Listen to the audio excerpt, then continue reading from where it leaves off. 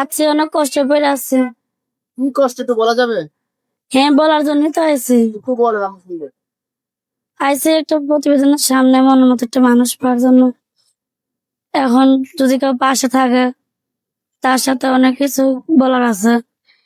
আপনার কি বিয়ে শাদী হয়েছিল? না, বিয়ে শাদী হই নাই। বিয়ে শাদী হয় নাই? না। আপনার বয়স কত? আমার বয়স 19। 19 বছর। কেমন ছেলে চাচ্ছেন? একটা চাইছে সেরকম, যেমন আদর্শবাসী হোক ই হোক, যেমন জীবনে কেউ কোনোদিন ছেড়ে না যায়, এরকম একটা মনের মতন মানুষ চাই।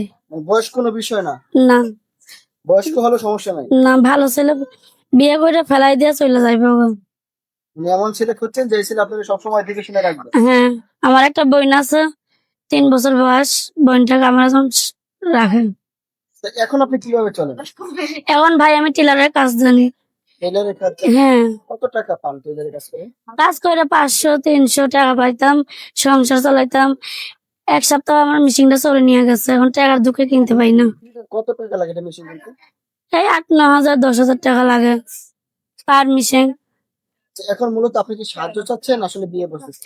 না ভাই, আমি সাহায্য চাই না, একটা মনের মতন মানুষ চাই যে সারা জীবন পাশে থাকবে। বাবা মা আছে? হ্যাঁ, বাবা মা আছে, তারা অনেক গরিব। আচ্ছা, ভবিষ্যতে আপনাকে যদি কেউ বিয়ে শাদী করতে চায় আপনি কিভাবে যোগাযোগ করবেন? আপনি কি নাম্বার মুখস্থ আছে?